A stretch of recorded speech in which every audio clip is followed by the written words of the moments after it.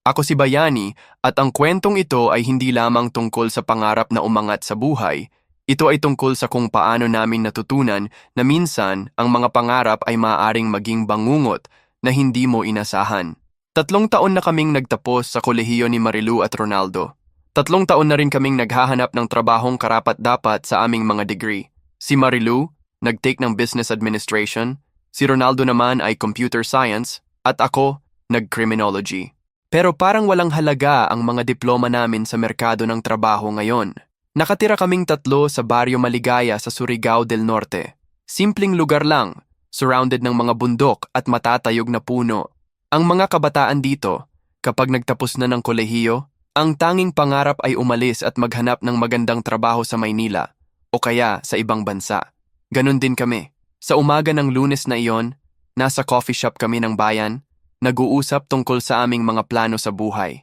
Ang kape ay malamig na pero patuloy pa rin naming iniinom habang nag-aantay ng miracle na darating. Bayani, ilang buwan na tayong ganito, sabi ni Marilu habang tinitingnan ang kanyang cellphone. Lahat ng application natin rejected. Parang wala talaga tayong pag-asa dito sa probinsya. Si Ronaldo ay tumango. Tama si Marilu. Nakita ko sa Facebook ang mga classmates natin, successful na. May mga sariling bahay na, mga kotse, mga magagandang buhay. Tayo, eto pa rin. Hindi ko alam kung ano ang sasabihin ko. Totoo naman ang sinabi nilang dalawa. Mga kaklase namin na pumunta ng Maynila pagkatapos mag-graduate, nakikita namin sa social media na may mga achievement na. Tayo, stuck pa rin sa baryo, dependent pa rin sa mga magulang namin. Hindi pa huli ang lahat, sabi ko. Pero alam kong mahina ang conviction sa boses ko. Baka may darating na opportunity soon. Bigla na lang tumunog ang cellphone ni Marilu. Unknown number. Usually, hindi siya sumasagot sa mga ganyang tawag, pero ngayon, parang may kutob siyang importante ito. Hello? Sagot niya. Hindi namin marinig ang kausap niya, pero nakikita namin sa mukha ni Marilu na nagiging excited siya. Mga mata niya ay nanlaki at mga kamay niya ay nagsimulang manginig sa excitement. Opo, nandito po kami sa Surigao del Norte. Opo, mga fresh graduates po kami. Talaga po? Opportunity sa abroad? Napatingin kaming dalawa ni Ronaldo sa isa't isa. Abroad? Ito na ba ang sagot sa aming mga dasal? Pagkatapos ng 5 minutong usapan, ibinaba ni Marilu ang tawag. Ang mukha niya ay parang batang nabigyan ng laruan sa Pasko. Guys, hindi ninyo paniniwalaan ito, sabi niya habang umuupo. May recruitment agent na tumawag sa akin. Nakuha niya raw ang number ko from someone na nag-recommend sa amin. Anong klaseng trabaho? Tanong ni Ronaldo. Factory worker sa Japan, sweldo raw ay 200,000 pesos per month. May free housing, free meals, at lahat ng benefits. Napamura ako sa loob ko. 200,000 pesos per month? Yan ang sweldo ng mga manager dito sa Pilipinas.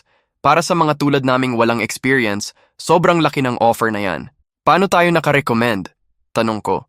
Hindi naman tayo kilala ng mga recruiters. Hindi ko rin alam, sagot ni Marilu. Pero sabi niya, kailangan namin pumunta mamaya sa meeting point nila. May van daw na susundo sa amin. Lahat ng documents ay aayusin nila, lahat ng process ay sila na ang bahala. Red flag. Yan ang unang pumasok sa isip ko. Pero tingnan mo naman, 3 taon na kaming walang trabaho. Kung meron mang opportunity na lumitaw, kahit medyo suspicious, baka ito na ang chance namin. Saan ang meeting point? Tanong ni Ronaldo. Sa kanto ng highway, malapit sa gasoline station. 2:00 ng hapon. Sabi niya, may dadalhan na van na kulay puti. Plate number XYZ123. Tumingin ako sa relo ko. 11:00 pa lang ng umaga. 3 oras pa bago ang meeting. Guys, alam kong medyo fishy ito, sabi ko. Pero tingnan natin ang sitwasyon natin. Wala tayong choice. Kung hindi natin susubukan ito, baka mamatay tayo dito sa walang-wala. Si Marilu ay tumango. Exactly. Tsaka, anong worst case scenario, diba? Hindi tayo matanggap, uwi lang tayo. Si Ronaldo naman ay medyo hesitant pa.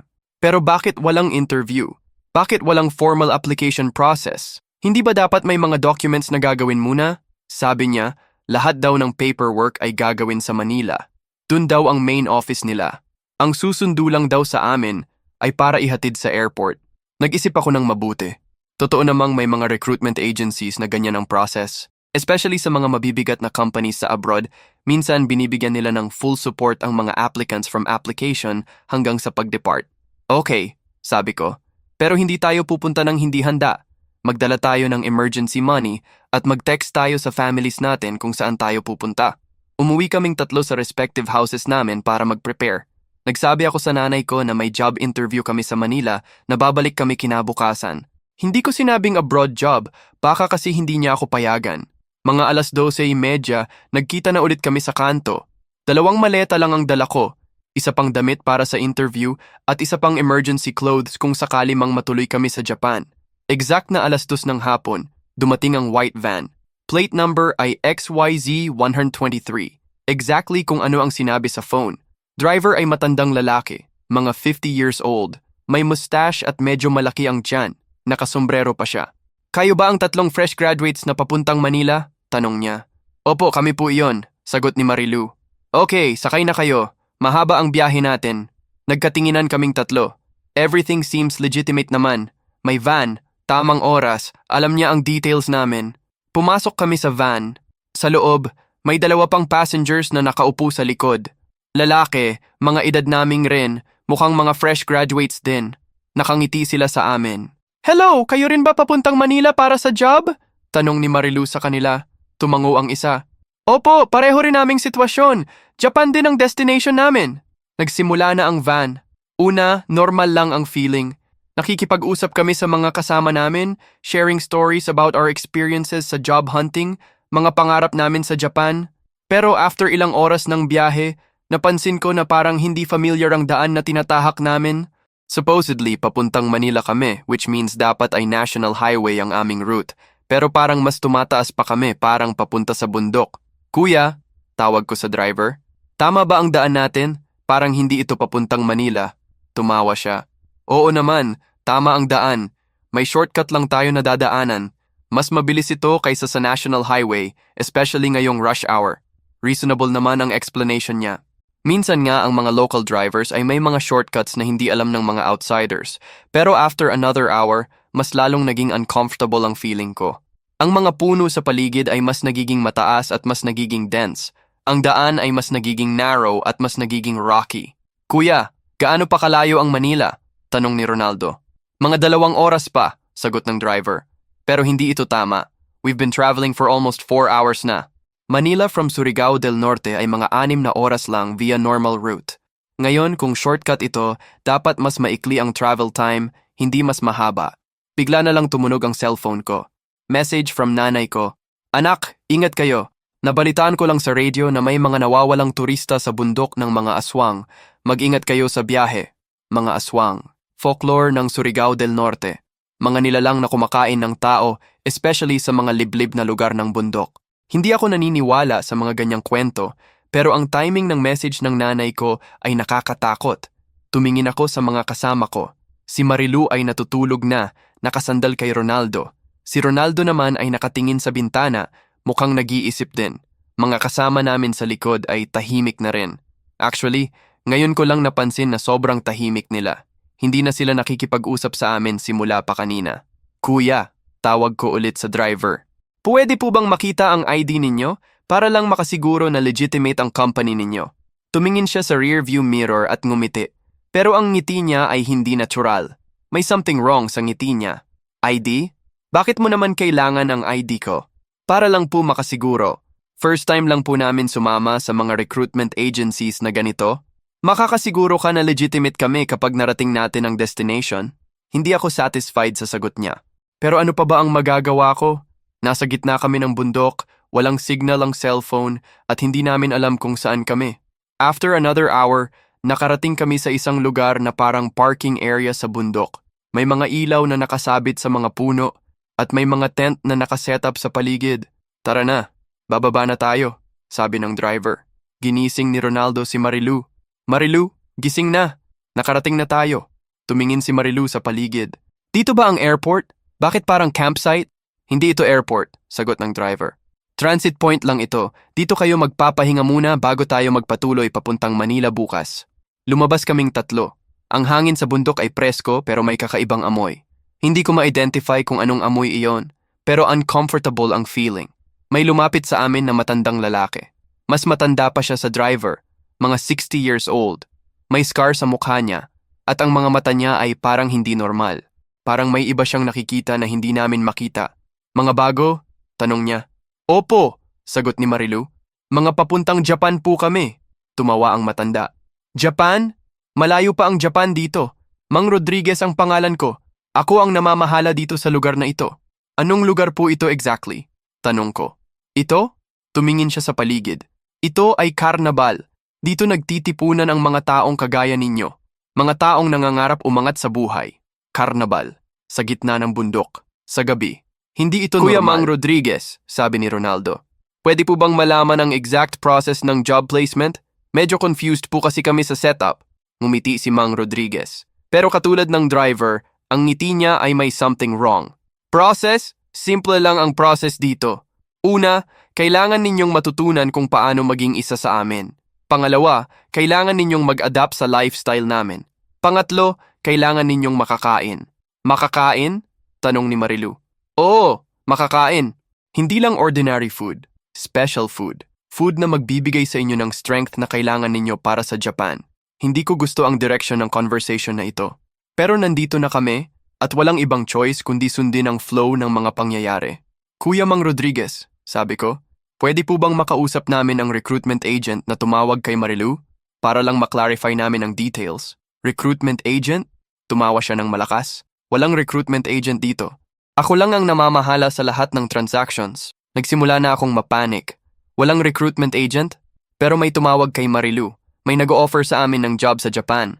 Sino po ang tumawag kay Marilu? Ako, sagot niya simply. Ako ang tumawag sa kanya.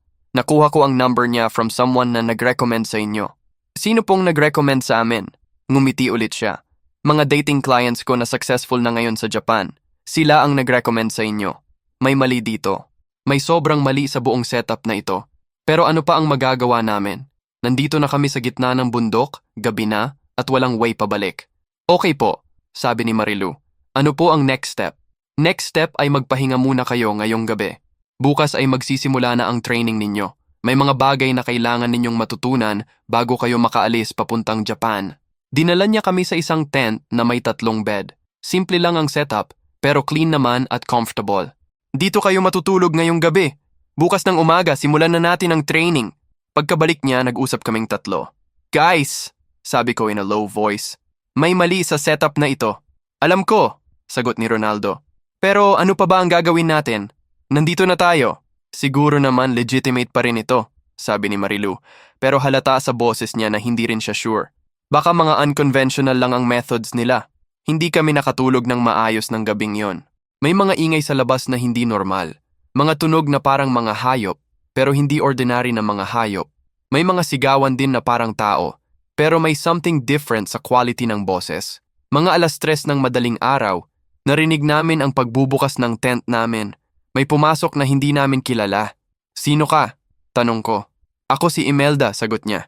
Anak ni Mang Rodriguez. Babae siya, mga 25 years old, pero may kakaibang aura sa kanya. Hindi ako comfortable sa presence niya. Ano ang kailangan mo? Tanong ni Ronaldo. Warning lang, sabi niya.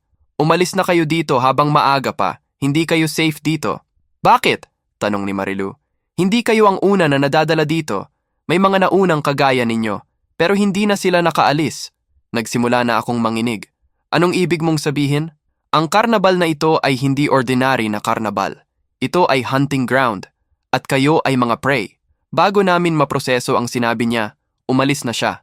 Naiwan kaming 3 na confused at takot. Guys, sabi ko, kailangan nating umalis dito ngayon na. Pero paano? Nandito kami sa gitna ng bundok. Walang sasakyan. Walang alam sa daan pabalik. At most importantly, hindi namin alam kung sino talaga si Mang Rodriguez at ang mga kasama niya. Ang gabi na iyon, hindi na talaga kami nakatulog. Naghintay lang kami ng umaga, hoping na magiging clear ang lahat kapag lumiwanag na ang paligid. Pero ang umaga ay nagdala ng mas malaking problema. Nang sumapit ang umaga, akala namin magiging malinaw na ang lahat. Pero hindi. Mas nagiging complicated pa ang sitwasyon namin. Si Mang Rodriguez ay bumalik sa tent namin, dala ang 3 bowl ng pagkain. Amoy ay okay naman, mukhang normal na breakfast, kanin at ulam. Pero after ng warning ni Imelda kagabi, hindi namin alam kung safe bang kainin ito. Kumain na kayo, sabi niya. Kailangan ninyo ng energy para sa training ngayong araw. Tumingin kaming 3 sa isa't isa. Gutom na kami pero takot din kaming kumain. Paano kung may lason? Paano kung may drugs na magbabago sa aming katinuan? Kuya Mang Rodriguez, sabi ni Marilu, pwede po bang malaman namin kung anong klaseng training ang gagawin namin? Transformation training, sagot niya. Kailangan ninyong matuto kung paano mag-transform para sa trabaho ninyo sa Japan. Transform? Anong klaseng transform? Tanong ni Ronaldo.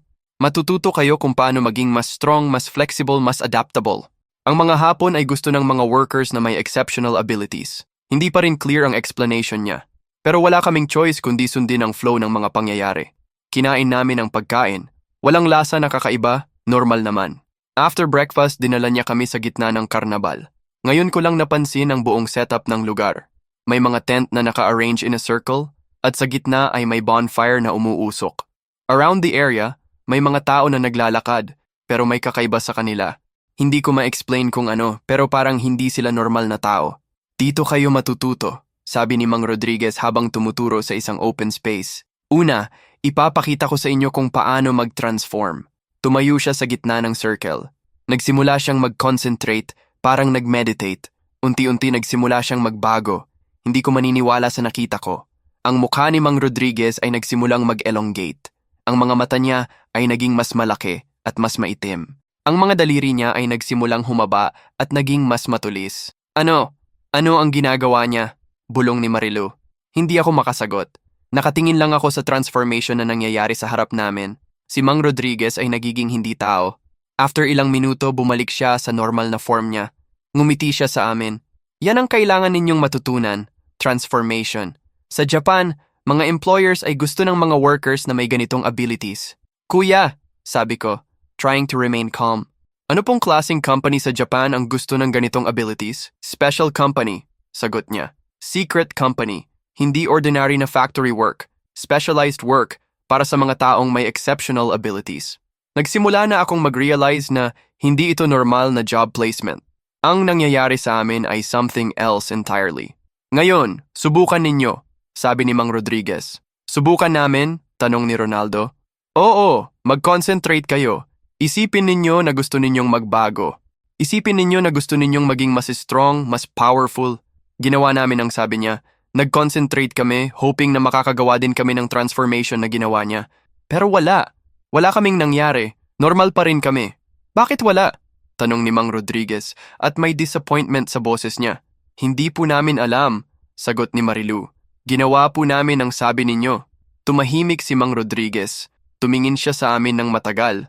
Parang nag-analyze. Subukan ninyo ulit, sabi niya. Mas malakas na concentration ngayon. Ginawa namin ulit. Pero still, wala. Hindi kami nagbabago. Nagsimula nang magmukhang frustrated si Mang Rodriguez. Lumapit siya sa amin at hinawakan ang balikat ko. Ikaw, sabi niya sa akin. Criminology graduate ka, di ba? Dapat may natural instinct ka para sa transformation na ito. Hindi po ako nakakaintindi, sagot ko. Anong connection ng criminology sa transformation? Ang mga taong nag-specialize sa crime ay may natural tendency na maging predator. At ang mga predator ay may ability na mag-transform. Hindi ko naintindihan ang logic niya. Pero nagsimula na akong ma-realize na ang tinutukoy niya sa transformation ay hindi normal na human ability. Kuya Mang Rodriguez, sabi ni Marilu. Pwede po bang i-explain ninyo ng mas clear kung ano exactly ang work na gagawin namin sa Japan? Tumingin siya kay Marilu. Ang work ninyo sa Japan ay hunting. Hunting? Anong hunting? Food hunting. Maghahanap kayo ng food para sa mga clients ninyo. Anong klaseng food? Ngumiti siya. Fresh food, high quality food, premium food. Hindi pa rin clear ang explanation niya. Pero based sa mga nangyayari, nagsimula na akong mag-suspect na ang food na tinutukoy niya ay hindi ordinary na food. Kailangan namin ng mas specific na explanation, sabi ni Ronaldo. Specific? Tumawa si Mang Rodriguez. Okay, magiging specific ako. Ang food na hinahanap ninyo ay human flesh.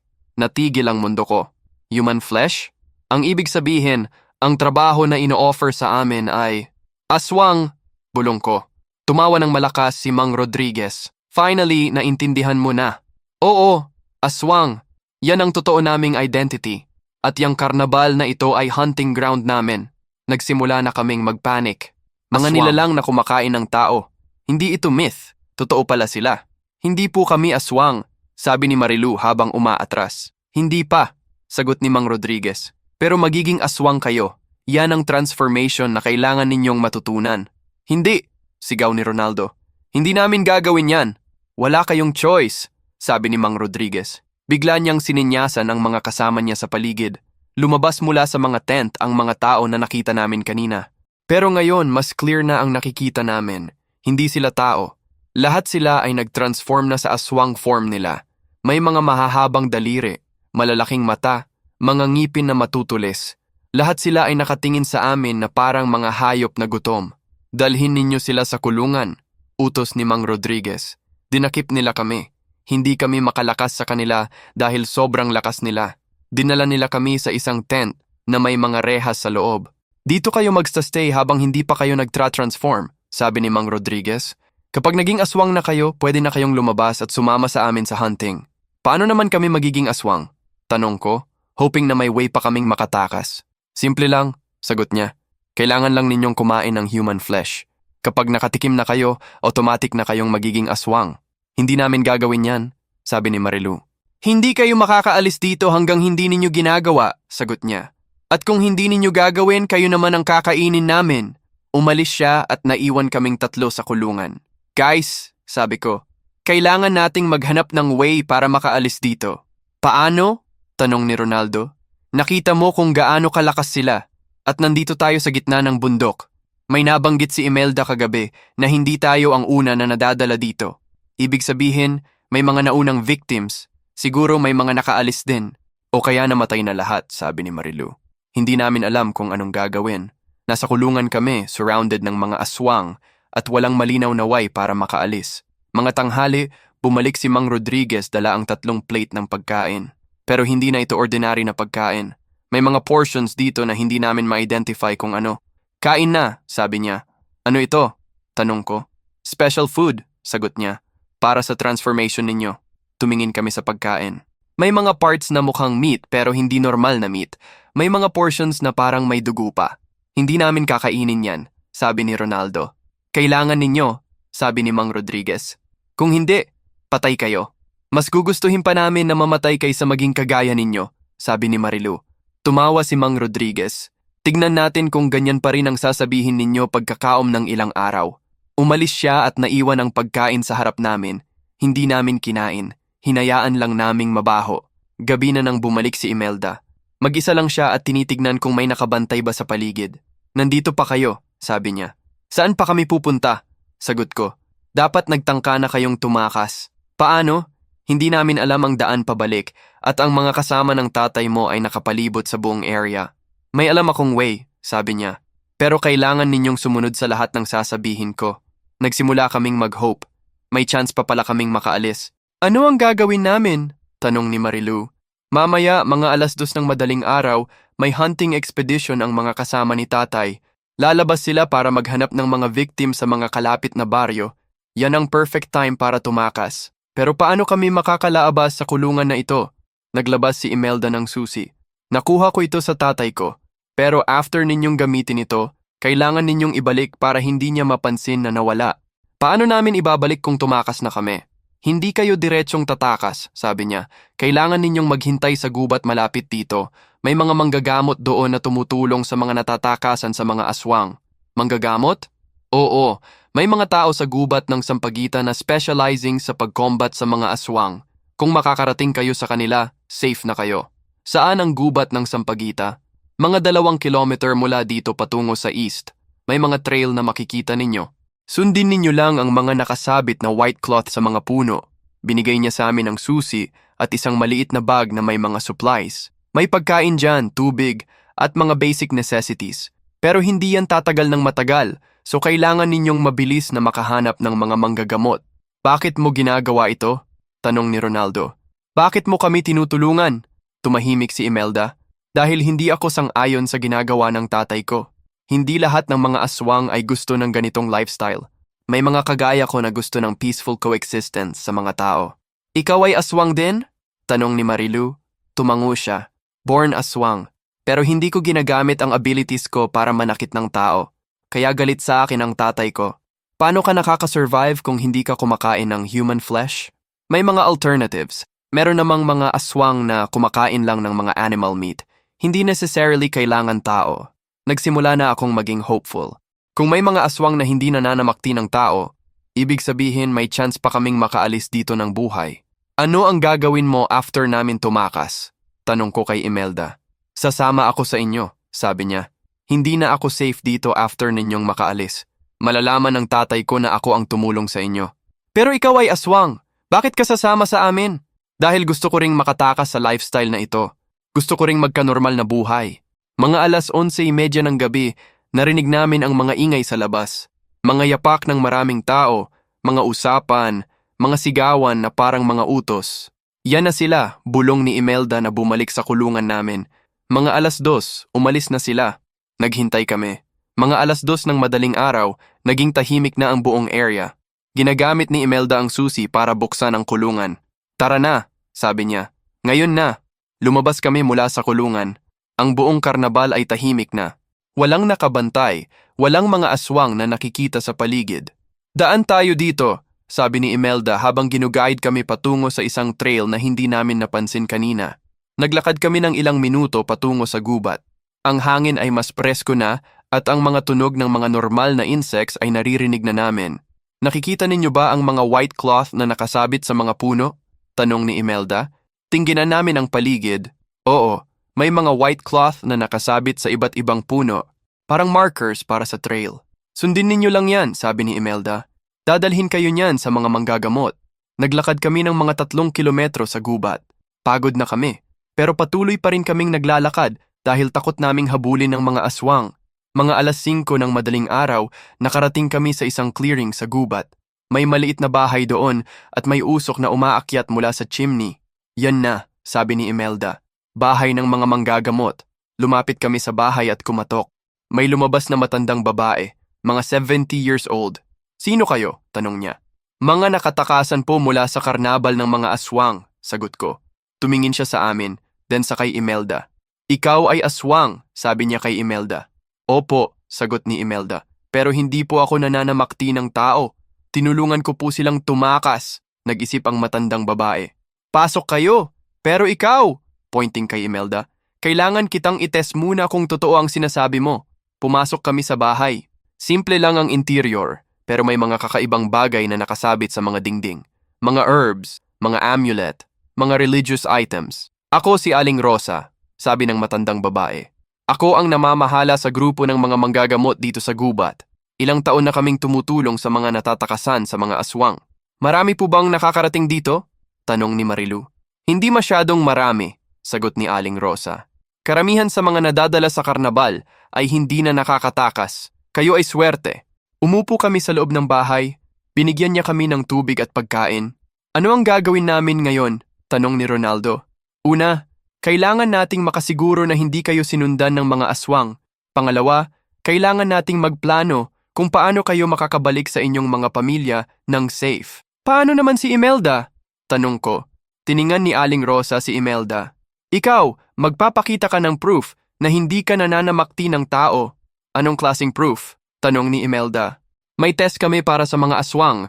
Kung hindi ka nananamakti ng tao, makakapasa ka sa test. Kung hindi, patay ka. Nagsimula akong mag-worry para kay Imelda. Siya ang tumulong sa amin, pero ngayon ay in danger din siya. Anong test? Tanong ko. Secret ng mga manggagamot, sagot ni Aling Rosa. Pero kung legitimate ang intensyon ni Imelda, makakapasa siya. Bigla na lang tumunog ang alarm na nakalagay sa labas ng bahay. Ano yan? Tanong ni Marilu. Warning system, sagot ni Aling Rosa. May mga aswang na paparating dito. Tumingin kami sa bintana. Sa malayo nakikita namin ang mga ilaw na papapit sa aming direksyon. Nahanap na tayo, sabi ni Imelda.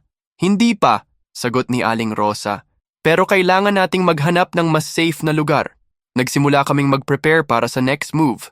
Pero alam naming hindi pa tapos ang adventure namin. Ang mga aswang ay paparating na at hindi namin alam kung makakatakas pa kami. Ang tunog ng alarm ay patuloy na umaangal sa gabi. Si Aling Rosa ay mabilis na kumilos. Kinukuha ang mga importanteng gamit mula sa mga shelf. Mabilis, kailangan nating umalis dito ngayon na, sabi niya habang nag-aayos ng bag. May safe house kami sa mas malalim na parte ng gubat. Gaano kalayo? Tanong ni Ronaldo. Mga 1 oras na lakad pero through rough terrain. Kayanin niyo ba? Tumango kaming lahat. Wala kaming choice. Ang mga ilaw na nakita namin sa malayo ay mas lapit na ngayon. Si Aling Rosa ay naglabas ng maliit na whistle at tumugtog ng 3 beses. After ilang segundo, narinig namin ang pagtugon ng ibang whistle mula sa iba't ibang direksyon. Mga kasama ko yan, paliwanag niya. Sinasabihan ko sila na may emergency evacuation. Lumabas kami sa likuran ng bahay. May trail doon na mas narrow kaysa sa ginamit namin kanina. Si Aling Rosa ay nanguna. Bit-bit ang flashlight na covered ng red cloth para hindi masyadong makita ang liwanag. Habang naglalakad kami, narinig namin sa likod ang mga ingay ng mga aswang na nakarating na sa bahay, mga sigawan, mga tunog ng mga bagay na binabaligtad. Galit na galit sila, bulong ni Imelda. Hindi sila sanay na may nakakatakas sa kanila. Ilang tao na ba ang nakakaalis sa inyo? Tanong ko. Kayo lang, sagot niya. Kaya nga sobrang galit ng tatay ko. Feeling niya, nadehado siya. Patuloy kaming naglakad sa gubat. Ang mga puno ay mas nagiging dense at ang trail ay mas nagiging difficult na lakaran. May mga roots na natatapakan namin, mga sanga na tumatama sa amin. After mga 30 minuto, narinig namin ang mga ingay mula sa likod namin. Mga tunog ng mga paa na tumatakbo, mga sigawan na parang mga aso na naghunt. Hinahabol tayo, sabi ni Marilu. Alam ko, sagot ni Aling Rosa, pero malapit na tayo. Konting tiis pa, pinilisan namin ang lakad. Pero ang mga ingay sa likod namin ay mas lalapiting lumapit. Tito! Sigaw ni Aling Rosa habang tumuturo sa isang malaking puno. Lumapit kami sa puno. May hidden entrance doon na hindi makikita kung hindi mo alam. Si Aling Rosa ay nag-press ng certain part ng bark at bumukas ang entrance. Pasok na! Mabilis! Pumasok kaming lahat sa entrance. Sa loob, may tunnel na pababa. May mga ilaw na nakasabit sa mga dingding. Underground safe house! Paliwanag ni Aling Rosa habang sinasara ang entrance. Hindi nila alam ang existence nito. Bumaba kami sa tunnel. After ilang metro, nakarating kami sa isang underground room na surprisingly ay malaki at well-equipped. May mga bed, may kusina, may storage area na puno ng mga supplies. May mga tables din na may iba't ibang chemical apparatus. Ano itong lugar na ito? Tanong ni Ronaldo. Laboratory at safe house ng mga manggagamot, sagot ni Aling Rosa. Dito namin ginagawa ang mga antibiotic para sa mga kagat ng aswang, mga potion para sa protection at iba pang mga gamot. May lumabas mula sa kabilang room. 3 tao, 2 lalaki at 1 babae. Lahat sila ay may mga marking sa katawan na parang mga tattoo. Si Mang Tonyo, si Kuya Ben at si Ate Luz, pakilala ni Aling Rosa. Mga kasama ko sa grupo. Lumapit si Mang Tonyo sa amin. Matanda na rin siya, mga 60 years old. Pero makikita mo sa muscles niya na strong pa rin. Mga nakatakasan mula sa karnabal ni Rodriguez? Tanong niya. Opo, sagot ko. Tumingin siya kay Imelda. Ikaw ay aswang. Hindi siya kasama sa mga nanasamak sa amin. Pagtanggol ko. Siya ang tumulong sa amin para makatakeas. Alam namin kung sino si Imelda, sabi ni Ate Luz. Anak siya ni Rodriguez pero iba siya sa ama niya. Kilala ninyo siya? Tanong ni Marilu. Oo, sagot ni Kuya Ben. Ilang beses na niya kaming naging tulong sa pagligtas ng mga victims ng tatay niya. Pero ngayon lang siya mismo nakipagsama sa mga victims. Umupo kaming lahat sa mga upuan sa loob ng room. Ano ang gagawin namin ngayon? Tanong ko. Una, sabi ni Mang Tonyo, kailangan nating magantay na magkamalayo ang mga aswang. Hindi nila alam ang lugar na ito, pero maghahanap pa rin sila sa buong gubat. Gaano katagal? Mga 2 araw. After nun, safe na kayong bumalik sa civilization. Pero may problema tayo, sabi ni Aling Rosa habang tumingin kay Imelda. Si Imelda ay hindi makakasama sa inyo pagbalik sa civilization. Aswang pa rin siya at kapag nakita siya ng mga tao, magkakaroon ng panic. Ano ang gagawin ko? Tanong ni Imelda. May 2 option ka, sagot ni Mang Tonyo. Una, manatili ka dito sa gubat kasama namin. Tutulong ka sa amin sa pagligtas ng ibang victims ng mga aswang. Ano ang pangalawa? Pangalawa, babalik ka sa karnabal at magpanggap na hindi ka namin nakita. Continue mo ang pagiging spy para sa amin. Nag-isip si Imelda. Mas delikado ang pangalawa. Kung malalaman ng tatay ko na ako ang tumulong sa kanila, patay ako. Pero mas effective ka as a spy, sabi ni Ate Luz. Marami pang victims ang madadala ng tatay mo sa karnabal. Kung may insider kami, mas marami naming maililigtas. Tumahimik si Imelda. Makikita mo sa mukha niya na nahihirapan siyang mag-decide. Hindi mo kailangang mag-decide ngayon, sabi ko. May 2 araw pa tayo dito. Tumango siya. Salamat. Nagsimula kaming mag-settle sa underground safe house. Binigyan nila kami ng pagkain at sleeping bags. Mas komportable na kaysa sa kulungan sa karnabal. Pero hindi pa rin kami fully relaxed dahil alam naming may mga aswang pa ring naghahanap sa amin. Kinaumagahan, nagising ako sa tunog ng mga usapan. Si Mang Tonyo at si Aling Rosa ay nag-uusap sa kabilang side ng room. Hindi pa sila aalis ng bundok, narinig kong sabi ni Mang Tonyo. Nag-set up sila ng camp malapit sa entrance ng gubat. Naghihintay sila na lumabas ang mga nakatakasan. Ibig sabihin, trapped pa rin kami dito? Tanong ni Aling Rosa. Temporarily, yes, pero may naisip akong plan. Lumapit ako sa kanila. Anong plan? May radio komunikasyon kami sa mga pulis sa bayan, paliwanag ni Mang Tonyo. Pwede nating i-contact sila para mag-send ng backup. Maniniwala ba sila sa amin? Tanong ko. Mga aswang. Hindi lahat ng tao naniniwala sa mga ganyan. May mga pulis na nakakaalam sa existence ng mga aswang, sagot ni Aling Rosa. Lalo na dito sa Surigao del Norte. Maraming incidents na hindi ma-explain ng science. Pero ang problema, sabi ni Mang Tonyo, kapag nag-respond ang mga pulis, magiging war zone ang buong bundok. Hindi guaranteed na safe tayo sa crossfire. Gumising na rin sina Marilu, Ronaldo at Imelda. Nalaman nila ang situation. May alternative plan ba? Tanong ni Ronaldo. Meron, sabi ni Kuya Ben na kasali na sa usapan. Pwede nating gamitin si Imelda para mag-infiltrate ulit sa karnabal. Hindi, agad kong sagot. Masyadong delikado para sa kanya. Pero most effective, sabi ni Ate Luz. Kapag nakabalik siya sa karnabal, pwede niyang sabihan ang tatay niya na nakita niya kayong patungo sa ibang direksyon. Malilito ang mga aswang sa paghahanap. At kung nahuli siya? Tanong ni Marilu. Matay siya, sagot ni Imelda. Pero kung hindi ko gagawin, marami pang victims ang madadala ng tatay ko sa karnabal. Napaisip ako. May point si Imelda. Hindi lang kami ang nakatayo sa sitwasyong ito. May ibang potential victims pa na maaaring madala ng mga aswang sa karnabal. May third option, sabi ko. Paano kung sabay nating gagawin ang dalawa? I-contact natin ang mga pulis. At the same time, si Imelda ay babalik sa karnabal para mag-cause ng confusion. Coordination, sagot ni Mang Tonyo. Pwede rin, pero kailangan perfect ang timing. Nag-usap kami ng matagal para sa plan. Ang idea ay ganito. Si Imelda ay babalik sa karnabal at magre-report sa tatay niya na nakita niya kaming tumatakbong patungo sa opposite direction. Habang naglilito ang mga aswang sa false information na binigay ni Imelda, kami naman ay magko-contact sa mga pulis para sa backup. Pero may risk na mahuli si Imelda, sabi ni Aling Rosa. May risk din na hindi kami makakaalis dito ng buhay kung hindi namin susubukan, sagot ni Ronaldo. Nag-agree kaming lahat sa plan. Si Imelda ay magpe-prepare para bumalik sa karnabal at kami naman ay maghihintay ng signal mula sa mga manggagamot na safe na para mag-contact sa mga pulis. Mga tanghali, nagsimula na si Imelda mag-prepare. Binigyan siya ng mga manggagamot ng special na amulet na magpoprotect sa kanya habang nasa karnabal. Ano ito? Tanong niya. Protection amulet, sagot ni Aling Rosa. Hindi ka madidetect ng ibang aswang na may kakaibang intention ka, pero limited lang ang effect niya. Mga 2 araw lang. Sapat na ba ang 2 araw? Dapat sapat na, sagot ni Mang Tonyo. Sa loob ng 2 araw, dapat natapos na ang operation namin. Bago umalis si Imelda, lumapit siya sa amin. Salamat, sabi niya. Hindi ko in-expect na magiging ganito ka-close ko kayo sa loob lang ng ilang araw. Ikaw ang dapat naming pasalamatan, sagot ni Marilu.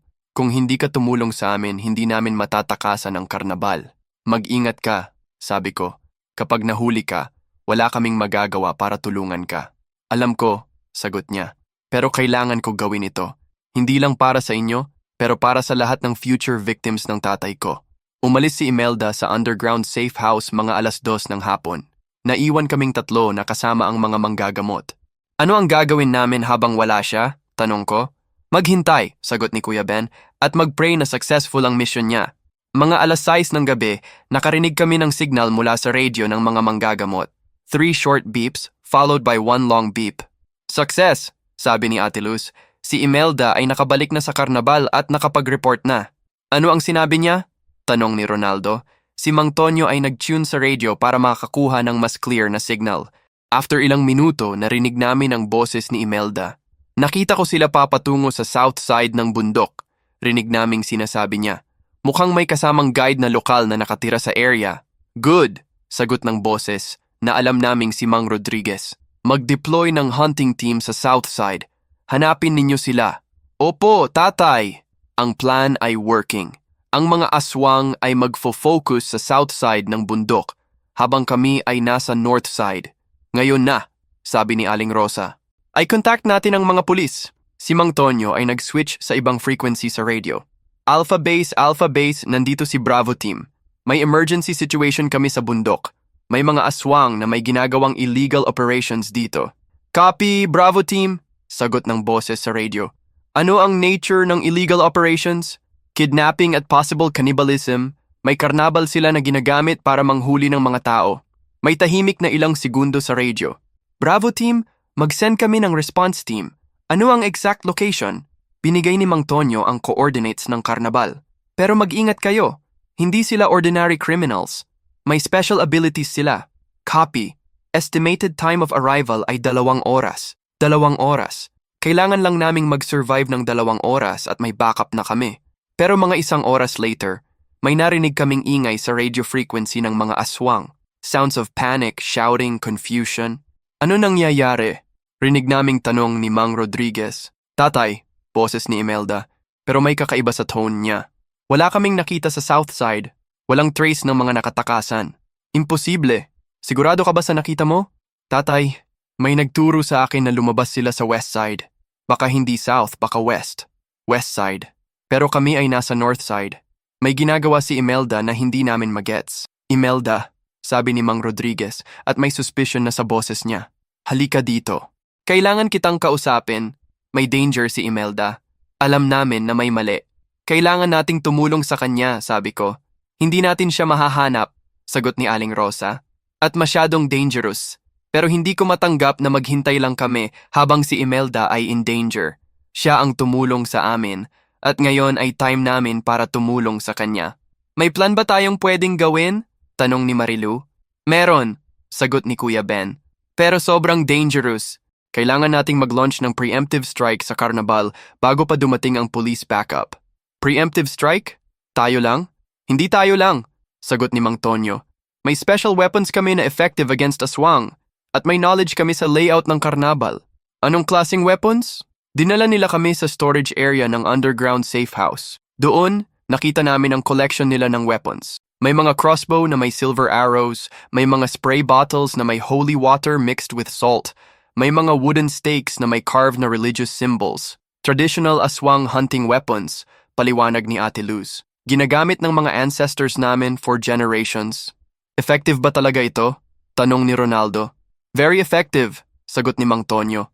Pero kailangan ninyo ng proper training para gamitin ito. Wala tayong time para sa training, sabi ko. Kailangan nating tulungan si Imelda ngayon na. Okay, sagot ni Aling Rosa. Turuan namin kayo ng basic usage ng mga weapons na ito, pero very risky ang gagawin natin. Nagsimula silang magturo sa amin kung paano gamitin ang mga weapons. Ang holy water spray ay dapat sa mata ng aswang para ma-blind sila temporarily.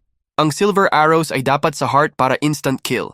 Ang wooden stakes ay backup weapon kung maubos na ang arrows. After ng 1-hour crash course, ready na kaming lumahas ng underground safe house.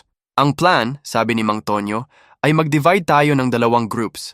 Kami ni Aling Rosa at ni Ate Luz ay mag-i-infiltrate mula sa north side ng Carnabal para hanapin si Imelda. Kayo ni na Kuya Ben ay mag-a-approach mula sa south side para mag-create ng distraction. Distraction? Mag-attack kayo sa mga guards sa south side. Habang busy sila sa inyo, kami ay makakahanap kay Imelda at makakatakbas. Paano kung mahuli kami? Tanong ni Marilu. Hindi ninyo hahayaang mahuli kayo, sagot ni Kuya Ben. Kapag nakita ninyong sobrang dami na nilang papunta sa inyo, tumakbo na kayo. Meet ninyo kami sa rendezvous point na ituturo ko sa inyo. Nagmark siya sa map ng rendezvous point.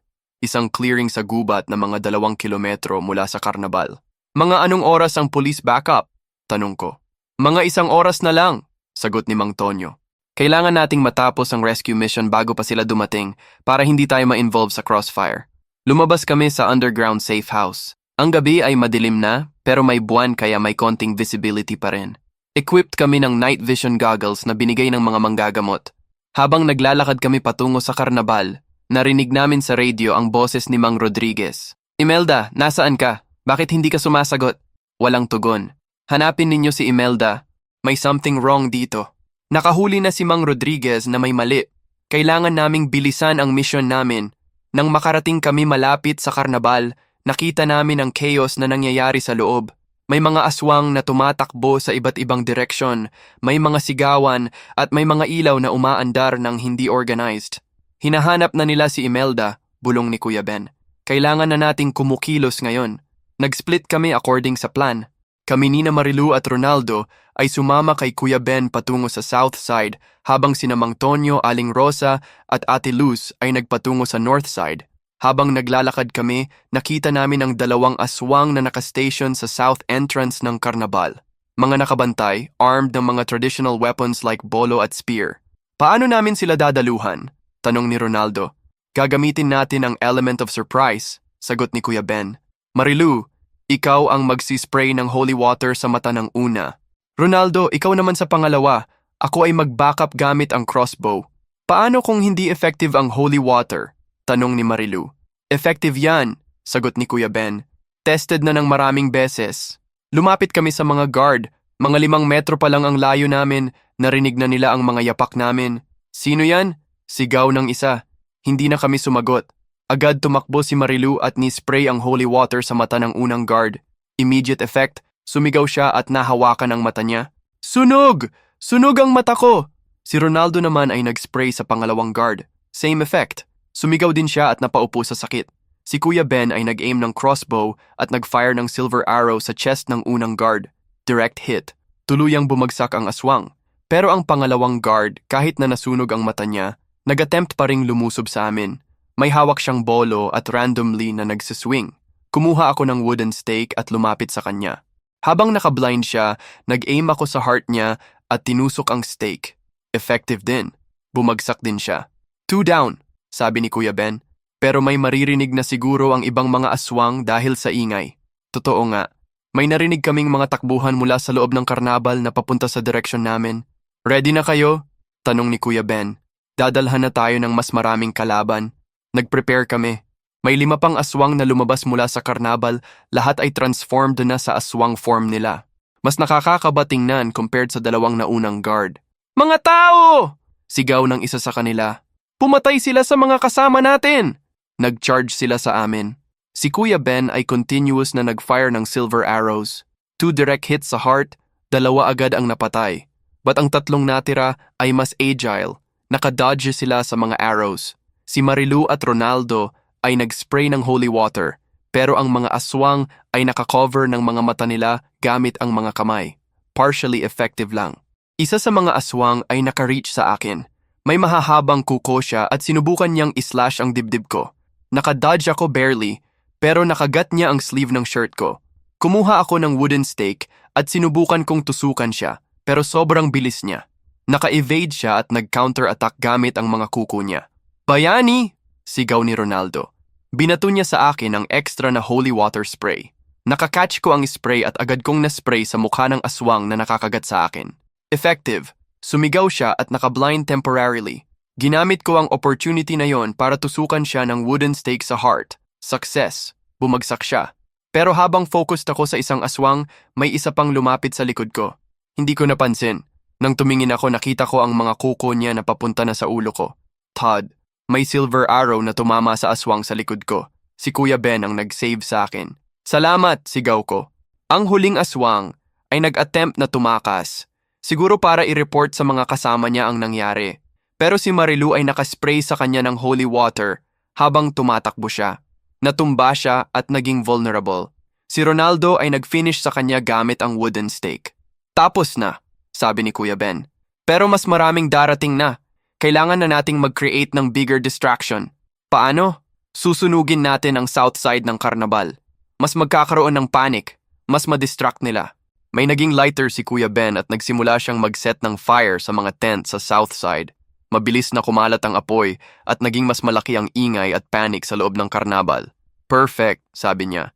Ngayon hopefully successful din ang group ni Mang Tonyo sa paghanap kay Imelda. Nag-retreat kami sa forest para mag-observe sa malayo. Nakita namin ang chaos sa karnabal. Maraming aswang na nag-run para patayin ang fire, maraming nagsisearch para sa amin. Mga 3 oras later, nakita namin sa radio nila ang signal na waiting namin. 3 long beeps followed by 2 short beeps. Success signal mula kay Mang Tonyo. Nakuha na nila si Imelda. sabi ni Kuya Ben. Time na para mag-meet sa rendezvous point. Naglakad kami patungo sa clearing na sinabi ni Kuya Ben. Mga 5 minuto ng lakad, nakarating kami doon. Nakita namin sina Mang Tonyo, Aling Rosa at Ate Luz na kasama si Imelda. Pero may mali kay Imelda. May mga sugat siya sa mukha at parang may nangyaring hindi maganda. Ano ang nangyari?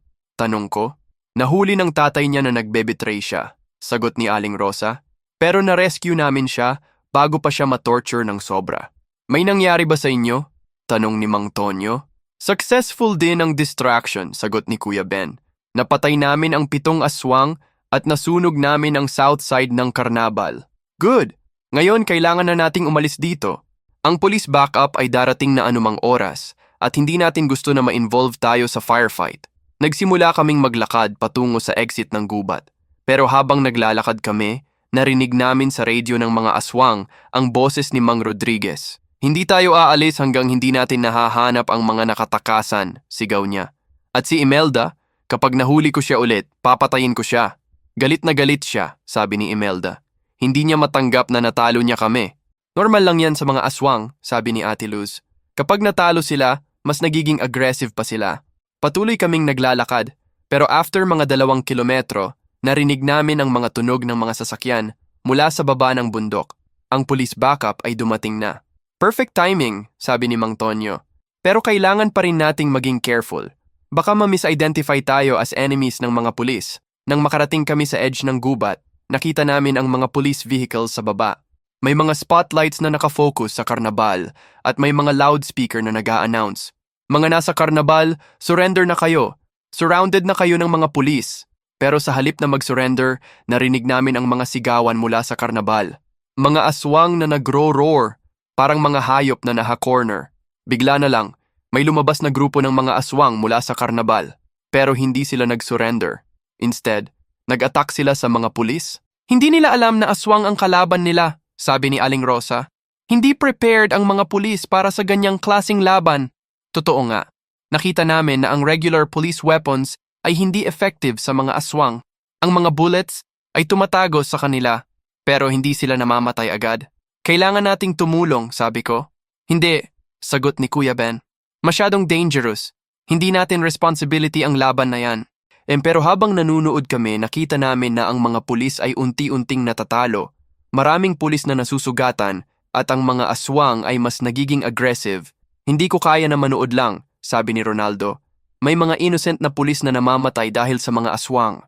Tama si Ronaldo. Hindi namin responsibility ang laban, pero may mga innocent na tao na need ng tulong. Ano ang magagawa natin? Tanong ni Marilu. May weapons pa tayo, sagot ni Mang Tonyo. At may knowledge tayo kung paano patayin ang mga aswang. Pwede nating tulungan ang mga pulis pero sa malayo lang. Paano? Sniper support. Gagamitin natin ang mga crossbow para matarget ang mga aswang na nakakasugat sa mga pulis. Nag-set up kami sa elevated position na may clear view sa battleground. Si Mang Tonyo, Kuya Ben at Ate Luz ay nag-aim ng mga crossbow sa mga aswang na nasa frontline ng attack. Tuwak, tuwak, tuwak. 3 silver arrows na tumama sa 3 aswang. Bumagsak silang lahat. Ang mga pulis ay naging confused kung bakit bigla na lang bumagsak ang 3 aswang.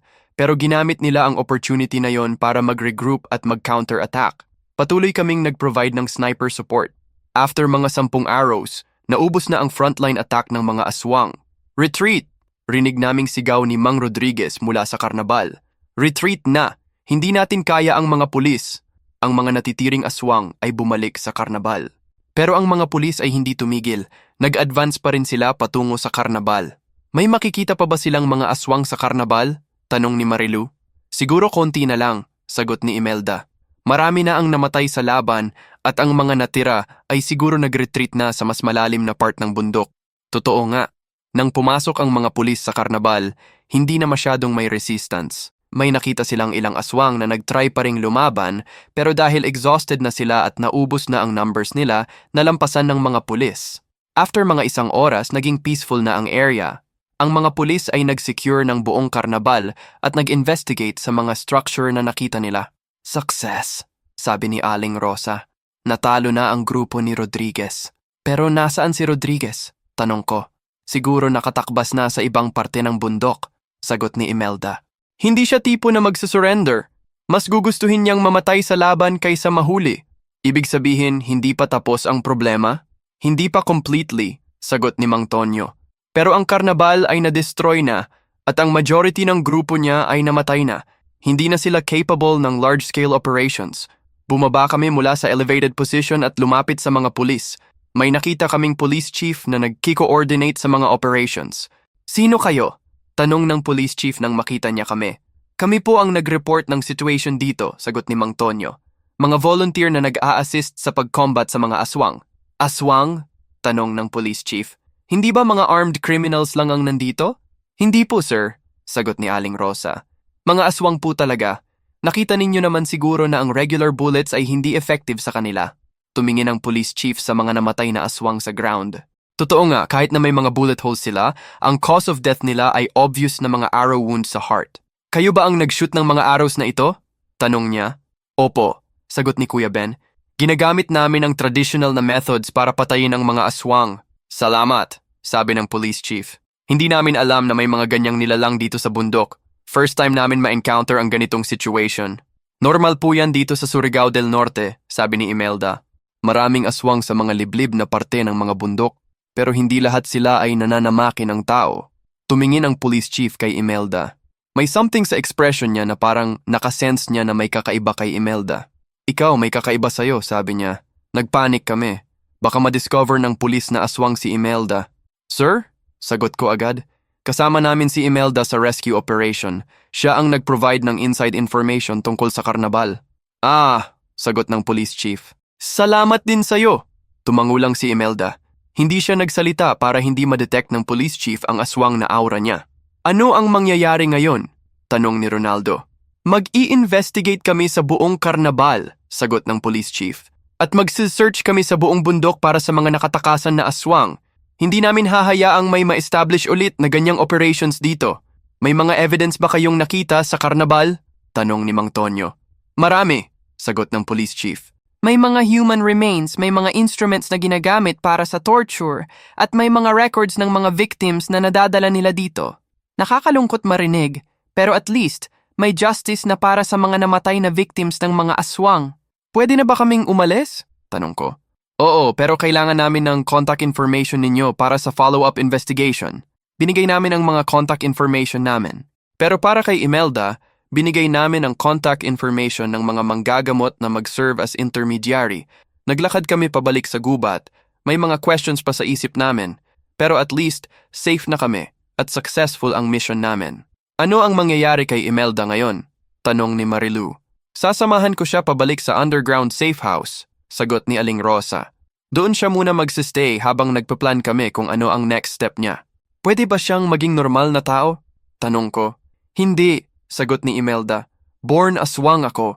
Hindi ako pwedeng maging normal na tao. Pero pwede akong maging aswang na hindi nananamakti ng mga tao. Ano ang plano mo? Magsistay ako dito sa gubat kasama ng mga manggagamot. Tutulong ako sa kanila para ma-rescue ang future victims ng mga aswang na gaya ng tatay ko. Noble na plano. Ginagamit niya ang aswang abilities niya para sa good cause. Salamat Imelda, sabi ni Ronaldo. Kung hindi ka tumulong sa amin, hindi namin matatakbasan ang karnabal. Salamat din sa inyo, sagot niya. Dahil sa inyo, na-realize ko na may choice ako sa buhay ko.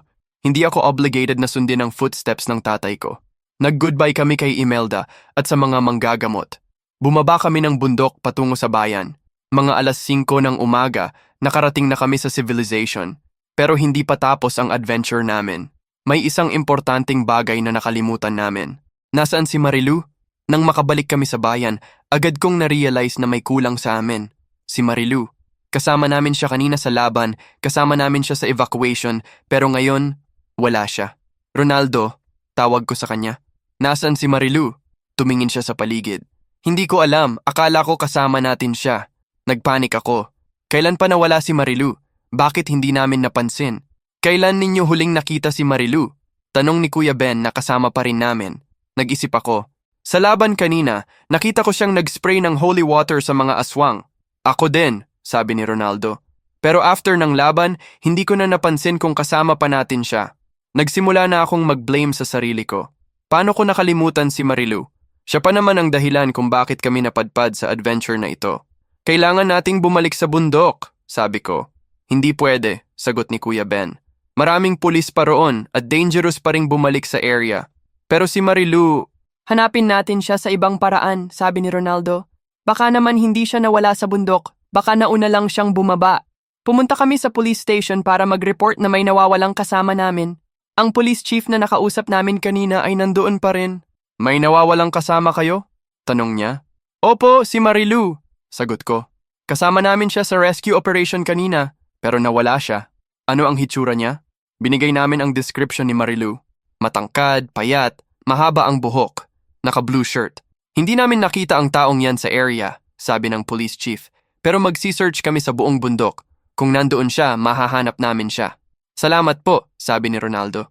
Umalis kami sa police station, pero hindi ako satisfied sa response nila. May feeling ako na may nangyari kay Marilu na hindi ordinary. Kuya Ben, tawag ko. Pwede ba nating i-contact si Aling Rosa? Baka may alam siya tungkol kay Marilu. Kumuha si Kuya Ben ng radio at nag-try na makakuha ng signal. After ilang minuto, nakakonect siya kay Aling Rosa. Aling Rosa, may tanong kami, sabi ni Kuya Ben sa radio. Ano yon? May nakita ba kayong si Marilu sa bundok? Yung kasama namin na babae. Si Marilu? May concern sa boses ni Aling Rosa. Hindi namin siya nakita after ng laban. Bakit? Nawala siya? Hindi namin alam kung nasaan. That's not good, sagot ni Aling Rosa. May mga aswang pa ring nag-survive sa bundok. Possible na nakuha sila si Marilu. Nagsimula na talaga akong magpanik. Kung nakuha ng mga aswang si Marilu, hindi ko alam kung anong mangyayari sa kanya. Ano ang gagawin namin? Tanong ko. Mag-organize kami ng search party, sagot ni Aling Rosa. Pero hindi ngayon. Kailangan namin maghintay ng ilang oras para makasiguro na safe na ang area. Ilang oras pa? Mga 2:00 ng hapon. That's the safest time para mag-search sa bundok. Nag-wait kami sa bayan. Pero habang naghihintay, may narinig kaming balita sa radio na nakakatakot. Breaking news, sabi ng radio announcer. May nakitang flying creature sa itaas ng bayan ng Maligaya. Ayon sa mga witness, may kalahating babae na lumilipad sa hangin. Flying creature? Kalahating babae? Manananggal, pulong ni Kuya Ben. Ano ang manananggal? Tanong ko. Isang uri ng aswang na pwedeng mag-separate ng upper body sa lower body. Ang upper body ay pwedeng lumipad, habang ang lower body ay naiiwanan sa isang lugar. Manananggal si Marilu? Hindi ako makapaniwala. Possible, sagot ni Kuya Ben. Kung nakagat siya ng aswang o kung nakain niya ang human flesh na binigay ng mga aswang, pwede siyang naging manananggal. Naalala ko yung pagkain na binigay ni Mang Rodriguez sa amin sa karnabal. Hindi namin kinain yon, pero paano kung si Marilu ay nakakain ng kahit konti? Kailangan nating hanapin siya, sabi ko. Pero delikado ang manananggal, sagot ni Kuya Ben. Kapag fully transformed na siya, pwede niya tayong atakihin. Hindi ako naniniwala na aatakihin niya kami si Marilu, sabi ni Ronaldo. Kahit naging manananggal siya, kaibigan pa rin natin siya. Hindi mo alam kung paano mag-function ang isip ng manananggal, sagot ni Kuya Ben. Kapag nag-transform sila, nagbabago din ang personality nila, nagiging predator sila. Mga 2:00 ng hapon, bumalik si Aling Rosa kasama si Mang Tonyo at Ate Luz. May dala silang special equipment para sa paghahanap kay Marilu. May tracker kami na pwedeng mag-detect ng aswang energy, paliwanag ni Mang Tonyo. Kung naging manananggal si Marilu, mahahanap namin siya. Paano ang tracker na yan? Tanong ni Ronaldo. Traditional na method, sagot ni Ate Luz. Ginagamit ang combination ng herbs at crystal para ma-sense ang presence ng mga aswang. Ginamit nila ang tracker sa iba't ibang parte ng bayan. After ilang oras ng searching, nag-positive ang tracker sa isang area, malapit sa radio tower ng bayan. Nandoon siya, sabi ni Aling Rosa. Pero kailangan nating mag-ingat. Ang radio tower ay elevated area, at kung manananggal siya, may advantage siya doon. Pumunta kami sa radio tower. May nakita kaming lower body ng babae na nakaupo sa gilid ng tower. Walang upper body. Yun si Marilu, sabi ni Ronaldo habang tumuturo sa lower body. Totoo. Kilala namin ang jeans at shoes na suot ng lower body. Si Marilu nga yun. Nasaan ang upper body niya? Tanong ko. Tumingin kami sa paligid. Wala kaming nakitang upper body sa area. Lumipad siguro, sagot ni Mang Tonyo. Ang mga manananggal ay usually nagfa-fly around para maghanap ng prey. Anong prey? Mga pregnant women, mga babies, mga sick people. Favorite food nila ay fresh blood at internal organs. Nakakatakot isipin na si Marilu ay naging ganyang creature. Paano namin siya mababalik sa normal? Tanong ko. May paraan, sagot ni Aling Rosa. Pero kailangan namin muna hanapin ang upper body niya. At kailangan din namin makasiguro na hindi pa siya nakakain ng human flesh. Paano namin malalaman yon? Kapag hindi pa siya nakakain ng human flesh, pwede pa siyang gamutin. Pero kapag nakain na niya, permanently manananggal na siya. Naghintay kami sa malapit sa radio tower. Mga 3:00 ng madaling araw, nakita namin ang flying figure na pabalik sa tower. Yan na siya, sabi ni Kuya Ben. Ang upper body ni Marilu ay bumaba sa tower at nag-attach ulit sa lower body niya. Naging complete person ulit siya, pero may kakaiba sa kanya. Ang mga mata niya ay naging mas maitim at may mga fang na tumutubo sa mga ngipin niya. Marilu, tawag ko sa kanya. Tumingin siya sa amin. May recognition sa mga mata niya, pero may something else din. May hunger. Bayani? Sagot niya. Ronaldo? Marilu, kamusta ka? Tanong ni Ronaldo. Hindi ko alam, sagot niya. May naramdaman akong kakaiba sa katawan ko. Parang may nagbago. Naging manananggal ka, sabi ko. Manananggal? Tumingin siya sa sarili niya. Kaya pala nakakaya kong lumipad. Naaalala mo ba kung paano nangyari yon? Medyo malabo, sagot niya. Naaalala ko na kinain ko yung pagkain na binigay ni Mang Rodriguez sa karnabal. Gutom na gutom kasi ako noon. Anong lasa ng pagkain na yon? Masarap, sagot niya. Pero may kakaibang aftertaste. Parang metallic. Blood. Yun ang metallic taste na naramdaman niya. Nakain niya ang human flesh na binigay ni Mang Rodriguez. Marilu, sabi ni Aling Rosa, kailangan kitang itest kung pwede ka pa naming gamutin. Anong test? Naglabas si Aling Rosa ng maliit na bottle na may holy water. Ihahawakan kita nito sa balat, sabi niya. Kung hindi ka nasusunog, ibig sabihin hindi ka pa fully transformed at pwede ka pa naming gamutin. Paano kung nasusunog ako?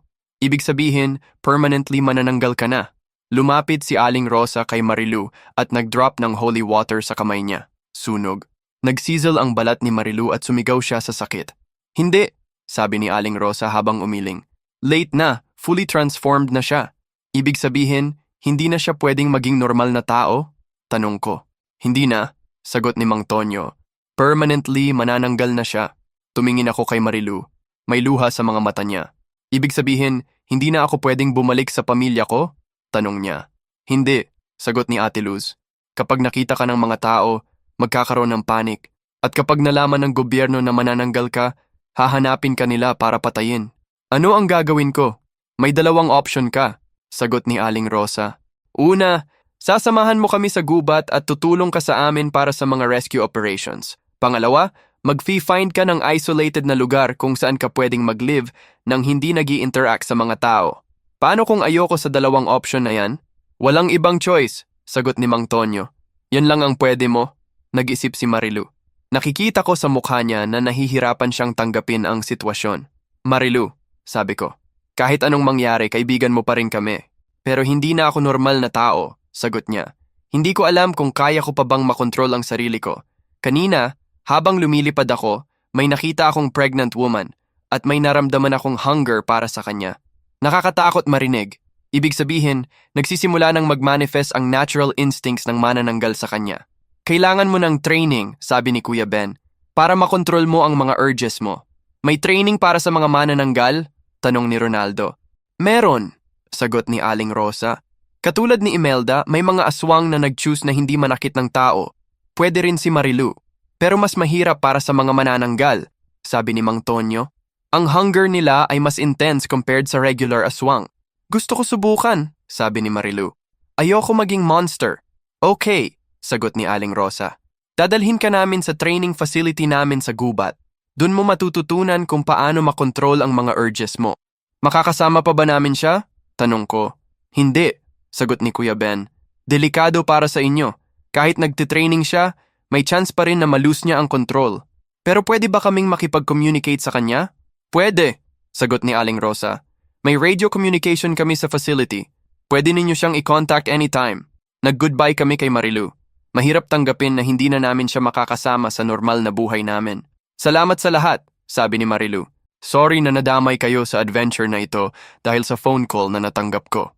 Hindi mo kasalanan, sagot ni Ronaldo. Lahat tayo ay may mali na nagawa. Important lang na ligtas tayong lahat. Hindi ako ligtas, sagot ni Marilu. Pero subukan ko na maging okay. Umalis sina Aling Rosa kasama si Marilu patungo sa gubat. Naiwan kaming dalawa ni Ronaldo sa radio tower. Ano na ang gagawin natin ngayon? Tanong ni Ronaldo. Babalik tayo sa normal na buhay, sagot ko. Pero may natutunan tayo sa adventure na ito. Ano? Na hindi lahat ng opportunity ay totoo. At minsan, ang mga pangarap natin ay maaaring magdala sa atin sa mga mapanganib na sitwasyon. Bumaba kami mula sa radio tower at naglakad pabalik sa bayan. Ang adventure namin ay tapos na, pero may mga scars na naiwan sa aming mga isip. Mga 1 linggo later, natanggap namin ang phone call mula sa radio ng mga manggagamot. Bayani? Ronaldo? Boses ni Marilu sa radio. Marilu! Sagot namin. Kamusta na kayo? Okay naman kami, sagot ko. Ikaw, kamusta ang training? Mahirap, sagot niya. Pero unti-unti ko nang nakokontrol ang mga urges ko. May mga araw na okay ako, may mga araw naman na struggle. Good, sabi ni Ronaldo. Continue mo lang. May balita din ako, sabi ni Marilu. Nahuli na ni Mang Rodriguez. Talaga? Paano? Ang mga pulis ay nag-set up ng trap sa iba't ibang parte ng bundok. Eventually, nahuli nila si Mang Rodriguez habang nag-attempt siyang mag-establish ng bagong karnabal. Ano ang nangyari sa kanya? Patay na, sagot ni Marilu. Hindi siya nag-surrender. Nag-fight siya hanggang sa huli. At least, tapos na ang problema, sabi ko. Hindi pa completely, sagot ni Marilu. May mga anak pa si Mang Rodriguez na nandito sa ibang parte ng Surigao del Norte. Pero mas kontrolado na sila, hindi na sila nag-gather ng mga victims. Ibig sabihin safe na ang mga tao? Mas safe, sagot niya. Pero kailangan pa rin ng patuloy na monitoring. Ikaw, ano ang mga plano mo? Mag-stay ako dito sa gubat kasama ng mga manggagamot, sagot ni Marilu. Tutulong ako sa kanila para ma-rescue ang future victims ng mga remaining aswang. At the same time, magte-training pa rin ako para makontrol ang sarili ko. Good luck, sabi ni Ronaldo. Salamat, sagot ni Marilu. At sa inyo din, good luck sa mga plano ninyo sa buhay. After ng phone call, nag-usap kami ni Ronaldo tungkol sa mga plano namin. Hindi ka na ba mag-a-apply sa abroad? Tanong niya. Mag-a-apply pa rin, sagot ko. Pero ngayon, mas careful na ako sa mga opportunity na darating sa akin. Hindi ako magte-trust agad sa mga stranger na nag-o-offer ng malaking opportunity. Tama, sagot ni Ronaldo. Ako din. Mas gusto ko na mag-research muna ng matagal bago sumubok ng mga bagong opportunity. Mga 2 taon later, successful na ang application namin sa abroad. Pero ngayon, legitimate recruitment agency na ang nakakuha sa amin. Complete ng lahat ng proper documentation at legal processes. Si Ronaldo ay napunta sa Japan bilang IT specialist. Ako naman ay napunta sa Canada bilang security consultant. Ang experience namin sa bundok ay naging helpful sa profession ko. Maraming companies ang interested sa mga taong may knowledge sa unconventional security threats. Si Marilu ay naging permanent member ng mga manggagamot sa gubat. Occasionally, nagki-communicate pa rin kami sa kanya through radio. According sa mga updates niya, successful ang training niya sa pagkontrol ng manananggal abilities niya. Tumutulong na siya sa rescue operations at hindi na siya nagki-crave ng human flesh. Ang adventure na ito ay naging life-changing experience para sa aming tatlo. Hindi lang dahil sa mga supernatural na encounters, pero dahil sa mga lessons na natutunan namin tungkol sa friendship, sa trust, at sa mga dangers ng mga too good to be true opportunities. 5 taon na ang nakalipas simula sa adventure namin sa bundok ng mga aswang. Ngayon, successful na ang buhay namin ni Ronaldo, pero hindi namin nakalimutan ang mga nangyari sa amin noon. Ako ay naging owner ng security consulting company sa Canada. Ang specialization ko ay unconventional security threats, mga sitwasyon na hindi karaniwang tinuturo sa mga security courses. Maraming clients ang nagiging interested sa services ko dahil sa unique na background ko. Hindi ko sinasabi sa kanila ang totoo na experience ko with aswang, pero ang skills na natutunan ko sa bundok ay naging valuable sa profession ko. Si Ronaldo naman ay naging successful software developer sa Japan.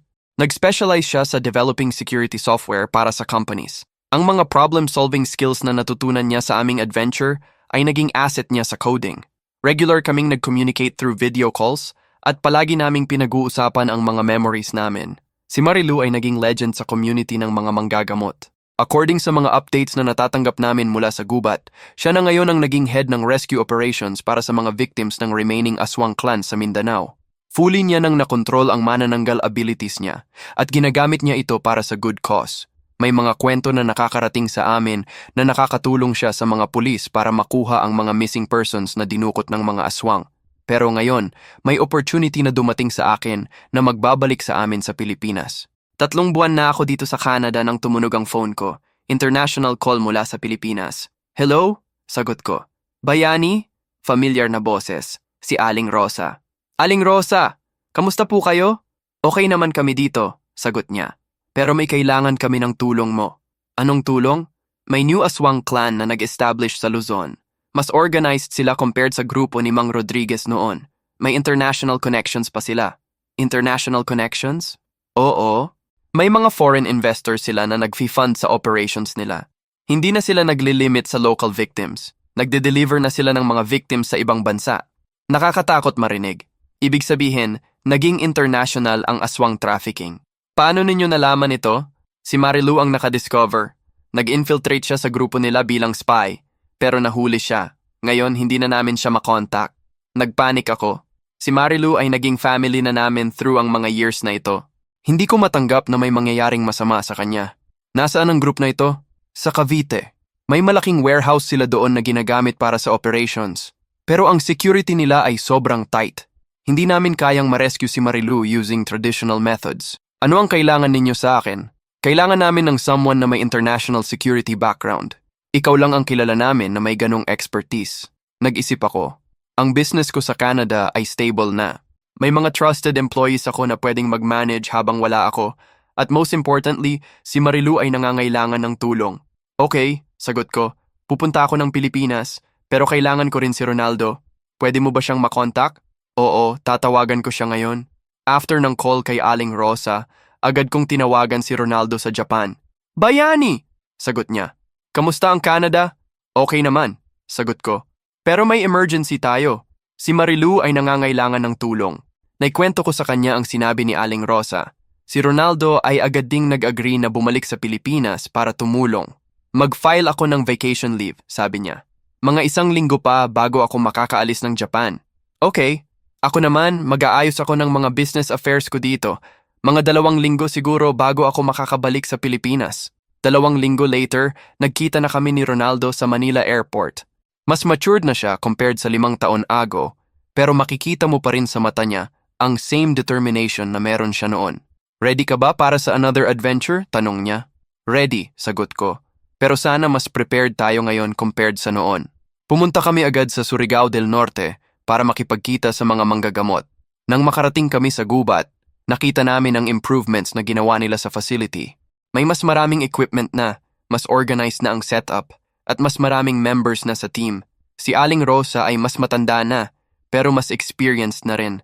Kasama niya sina Mang Tonyo, Kuya Ben, at Ate Luz, plus maraming new members na na-recruit nila through ang mga years. Salamat sa pagbalik ninyo, sabi ni Aling Rosa. Malaking tulong ito para sa rescue mission. Ano ang latest update tungkol kay Marilu? Tanong ni Ronaldo. Last contact namin sa kanya ay 3 linggo na, sagot ni Mang Tonyo. Nag-send siya ng distress signal, then wala na. Paano ninyo malalaman kung buhay pa siya? May insider kami sa Cavite warehouse, sagot ni Kuya Ben. Ayon sa kanya, may nakikita pa siyang manananggal sa area. Most likely si Marilu yon. Sino ang insider ninyo? Si Imelda, sagot ni Ate Luz. Remember si Imelda, anak ni Mang Rodriguez? Naging full member na siya ng team namin. Ngayon, nag-infiltrate siya sa New Aswang Clan para mag-gather ng information. Safe ba siya doon? Relatively safe, sagot ni Aling Rosa. Dahil aswang siya, hindi siya suspetsyado ng mga kasama niya. Pero limited lang ang information na pwede niyang makuha dahil hindi siya full member ng inner circle nila. Nag-usap kami ng matagal tungkol sa rescue plan. Ang target ay ang warehouse sa Cavite, pero ang challenge ay ang security system nila. Ayon kay Imelda, may high-tech surveillance system sila, may armed guards na both human at aswang, at may backup facilities pa sa different locations. Paano namin ma-penetrate ang security nila? Tanong ko. Diyan ka kailangan, sagot ni Mang Tonyo. Ang expertise mo sa security consulting ay exactly ang kailangan namin para ma-plan ang infiltration. Nag-study ako ng layout ng warehouse based sa information na binigay ni Imelda. May weak points sa security system nila, pero kailangan ng precise timing para ma-exploit ito. May idea ako, sabi ko. Pero kailangan natin ng diversion para madistract ang majority ng guards nila. Anong klaseng diversion? Tanong ni Ronaldo. Fake raid ng mga pulis sa main entrance. Habang busy sila sa harap, tayo ay mag-infiltrate sa likod. Pero paano natin makonvince ang mga pulis na mag-participate sa operation na ito? May contacts ako sa security industry na may connections sa law enforcement, sagot ko. Pwede kong i-arrange ang fake raid na yon. Nag-work kami ng ilang araw para sa preparation. Nag-contact ako sa mga clients ko sa Canada na may operations din sa Pilipinas. Through sa network ko, nakakuha ako ng commitment mula sa isang private security company na mag-coordinate sa local police para sa operation. Si Ronaldo naman ay nag-develop ng communication system para sa team. Gamit ang IT skills niya, nakagawa siya ng secure radio network na hindi ma-intercept ng mga aswang. Ang mga manggagamot naman ay nag-prepare ng weapons at protection equipment. Mas advanced na ang mga tools nila compared sa 5 taon ago. May mga modified crossbow na may laser sights, may improved holy water formula na mas potent, at may new amulets na mas effective against different types of aswang. 3 araw bago ang operation, natanggap namin ang distress signal mula kay Imelda. Emergency, message niya sa radio. Na-discover ng leaders ng clan na may spy sa loob nila. Hindi pa nila alam na ako yon, pero nagsimula na silang mag-interrogate ng mga members. Kailangan ka bang i-extract ngayon? Tanong ni Aling Rosa. Hindi pa, sagot ni Imelda. Pero kailangan ninyo na ng mas mabilis na timeline para sa rescue mission. Baka ma-discover ako within this week. Okay, sagot ko. I-move natin ang operation sa day after tomorrow. Nag-accelerate kami ng preparation. Ang original plan ay may 1 week pa kaming preparation time, pero ngayon, 2 araw na lang. Kinaumagahan, nakarating kami sa Cavite. Nag-set up kami ng temporary base sa isang abandoned building na mga 2 kilometro mula sa target warehouse. Final check ng equipment, sabi ni Mang Tonyo. Lahat kami ay equipped ng modified crossbow, holy water spray, wooden stakes at communication devices. May mga night vision goggles din kami at protective amulets na binigay ng mga manggagamot. Remember ang plan, sabi ko. Mag-start ang fake raid sa main entrance ng warehouse mga 2:00 ng madaling araw. Habang distracted ang guards, tayo ay mag-infiltrate mula sa rear entrance. Objective natin ay hanapin si Marilu, i-rescue siya, at mag-extract sa same rear entrance. Paano kung hindi namin siya makita agad? Tanong ni Ronaldo. May backup plan, sagot ni Kuya Ben. Si Imelda ay mag-guide sa amin via radio tungkol sa exact location ni Marilu sa loob ng warehouse. Mga 11:30 ng gabi, nagsimula na ang operation. Nakita namin sa malayo ang mga ilaw ng mga police vehicles na papunta sa main entrance ng warehouse. Fake raid started. Radio message mula sa coordinator ng operation. Perfect timing. Nakita namin na ang majority ng guards sa warehouse ay nag-respond sa main entrance para sa supposed raid. Go! Signal ni Aling Rosa. Lumapit kami sa rear entrance ng warehouse. May 2 guards lang na naiwan doon. Isa human, isa aswang. Si Ate Luz ay nag-spray ng holy water sa aswang guard. Sumigaw siya at naging temporarily blind. Si Kuya Ben naman ay nag-fire ng crossbow sa human guard. Non-lethal shot sa shoulder para ma-incapacitate lang siya. Pumasok kami sa warehouse. Sa loob, malaki ang space at maraming containers na naka-arrange. Parang shipping facility, pero may mga special sections na hindi normal.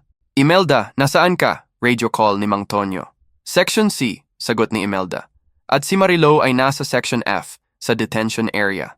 Nag-split kami ng 2 groups. Si Aling Rosa, Mang Tonyo at Ate Luz ay pumunta kay Imelda sa Section C. Kami ni Ronaldo at Kuya Ben ay pumunta kay Marilu sa Section F. Nang makarating kami sa Section F, nakita namin ang mga detention cells na may mga prisoners. May mga tao doon na obviously ay mga recent victims ng Aswang Clan. Sa huling cell nakita namin si Marilu. Pero may problema. Hindi siya nakatransform sa manananggal form niya. Mukhang may ginawa sa kanya na nag-prevent sa transformation niya. Marilu, tawag ko sa kanya. Tumingin siya sa amin. May mga sugat sa mukha niya at mukhang mahina siya. Bayani? Ronaldo? Sabi niya in a weak voice. Totoo ba ito o naghahalucinate lang ako? Totoo ito, sagot ni Ronaldo. Nandito kami para i-rescue ka. Si Kuya Ben ay nagsimulang mag-pick ng lock ng cell. After ilang minuto, nabuksan niya ang pintuan. Ano ang ginawa nila sa'yo? Tanong ko habang tinutulungan si Marilu na makatayo. May injection sila na nagsusuppress ng aswang abilities, sagot niya. Hindi ako makatransform at halos wala akong strength. Gaano katagal ka nang nandito? 3 linggo. At araw-araw, may mga experiments silang ginagawa sa akin. Anong klaseng experiments? Sinusubukan nila kung paano makontrol ang mga aswang. Gusto nila gumawa ng mga controlled aswang na susunod sa mga utos nila. Nakakatakot isipin. Ibig sabihin, ang goal ng aswang clan na ito ay hindi lang kumain ng tao, pero gumawa ng aswang army na makontrol nila. Kailangan na nating umalis dito, sabi ni Kuya Ben. Baka bumalik na ang mga guards. Tinulungan namin si Marilu na makalakad. Pero habang papalabas kami, may narinig kaming mga ingay na papalapit. May mga guard na pabalik, sabi ni Ronaldo. Nag-hide kami sa likod ng mga containers. Nakita namin ang 3 aswang na pumasok sa Section F. Nasaan ang prisoners? Tanong ng isa sa kanila. Nakaalis na, sagot ng pangalawa. May nag-rescue sa kanila. Hanapin ninyo sila. Hindi sila pwedeng makaalis dito. Nag-spread sila sa iba't ibang direksyon para maghanap sa amin. Kailangan namin ng distraction para makaalis. May grenade ba kayo? Tanong ko kay Kuya Ben. Meron, sagot niya. Pero flash grenade lang, hindi explosive. Perfect. Gamitin natin yon para ma-blind sila temporarily. Hinagis ni Kuya Ben ang flash grenade sa kabilang side ng Section F. Nang sumabog ito, naging temporarily blind ang 3 aswang. Ginamit namin ang opportunity na yon para tumakbo patungo sa exit. Pero si Marilu ay hindi makakasabay sa amin dahil mahina pa siya. Ako na ang bahala kay Marilu, sabi ko. Kayo na ang mag-clear ng exit path. Binuhat ko si Marilu at sinundan sina Ronaldo at Kuya Ben patungo sa rear exit. Nang makarating kami sa exit, nakita namin na may mga reinforcement na nakarating. May 5 guards na nakaposisyon sa labas ng warehouse. Trap tayo, sabi ni Ronaldo. Pero bigla na lang, may narinig kaming explosions mula sa front entrance ng warehouse. Ang fake raid ay naging real raid na. Ang mga pulis ay nag-decide na mag-launch ng actual assault sa warehouse. Perfect timing, sabi ni Kuya Ben. Ang mga guards ay magfo-focus sa front entrance. Clear na ang rear exit. Lumabas kami sa warehouse at nagtakbuhan patungo sa temporary base namin. Nang makarating kami doon, nakita namin na nandoon na rin sina Aling Rosa, Mang Tonyo, Ate Luz at Imelda. Successful ang extraction, report ni Aling Rosa. Si Imelda ay naka-escape na rin before ma-discover na siya ang spy. At si Marilu? Tanong ni Imelda nang makita niya ang condition ni Marilu. May injection siya na nagsusuppress ng aswang abilities niya, sagot ko. Kailangan namin siya dalhin sa facility ninyo para ma-reverse ang effect. Okay, sagot ni Mang Tonyo. May antidote kami sa gubat para sa ganyang injection. Bumalik kami sa Surigao del Norte. Si Marilu ay inadmit sa medical facility ng mga manggagamot. After 3 araw ng treatment, naging normal na ulit siya. Salamat sa pag-rescue sa akin, sabi niya nang fully recovered na siya. Walang anuman, sagot ni Ronaldo. Friends tayo, hindi ba? Hindi namin pwedeng iwanan ka doon. Pero mas naging dangerous na ang situation, sabi ni Aling Rosa. Ang Aswang Clan sa Cavite ay may international connections. Possible na may mga branches pa sila sa ibang bansa. Ano ang gagawin namin? Tanong ko. Kailangan namin ng permanent na monitoring network, sagot ni Mang Tonyo. Hindi pwedeng reactive lang tayo. Kailangan proactive tayo sa pag-monitor sa mga aswang activities. Paano namin gagawin yon? Kailangan namin ng mga agents na nakabase sa different countries, sagot ni Aling Rosa. Mga taong may knowledge sa aswang activities at may resources para mag-investigate. Nag-isip ako, may point sila. Ang experience namin ngayon ay nagpapakita na hindi lang local problem ang mga aswang. International na ang scope nila. Pwede ko bang maging agent ninyo sa Canada? Tanong ko. Pwede, sagot ni Ate Luz. Ikaw naman si Ronaldo sa Japan? Game, sagot ni Ronaldo. May resources naman ako doon para mag-investigate. At ako, sabi ni Marilu, magsistay ako dito sa Pilipinas bilang head ng local operations. Nag-agree kaming lahat sa setup na yon. Naging international network ang grupo ng mga manggagamot at kami ang naging core agents nila sa different countries. 3 taon later, successful ang network na na-establish namin. Nakakuha na kami ng intelligence tungkol sa mga aswang operations sa Canada, Japan at Pilipinas. May mga small-scale rescue operations na na-conduct namin sa different locations. Ngayon, may mga sariling business na kami na related sa security at investigation. Pero secretly, tumutulong pa rin kami sa network ng mga manggagamot. Ako ay may 17 boats na ginagamit para sa marine security operations sa Canada, may grocery store na nagsasupply ng special ingredients para sa mga manggagamot, at may restaurant na ginagamit namin as front para sa safe house operations. Si Ronaldo naman ay naging successful sa tech industry sa Japan, pero nag-develop din siya ng monitoring software para sa network namin. Ang adventure na nagsimula sa simple na pangarap na umangat sa buhay, ay naging lifetime mission namin para protektahan ang mga innocent na tao from supernatural threats. At si Marilu, naging inspiration siya sa buong network. Ang kanyang transformation from victim to hero ay nagpapakita na kahit sa pinaka-dark na sitwasyon, may possibility pa rin na gumawa ng positive change. Hanggang ngayon, patuloy pa rin kaming nag-co-communicate through secure radio network. At kahit na magkakalayo kami sa isa't isa, ang friendship na nabuild namin sa bundok ng mga aswang ay mas lalo pang lumakas through ang mga years. Kaya sa mga nakakarinig ng kwentong ito, maging careful kayo sa mga opportunity na too good to be true. Pero most importantly, treasured ninyo ang mga tunay ninyong kaibigan dahil sa pinaka-difficult na situation sa buhay, sila lang ang magtutulungan sa inyo. Salamat sa pakikinig sa kwento namin. Sana naging entertaining at educational para sa inyo. Hindi ko alam kung kailan ulit ako magkakakwento, pero hopefully, mas masayang adventure na ang susunod. Like mo ang video na ito kung nagustuhan mo, mag-subscribe para sa mas maraming kwento, at mag-comment kung may mga tanong kayo. Salamat ulit at mag-ingat kayo.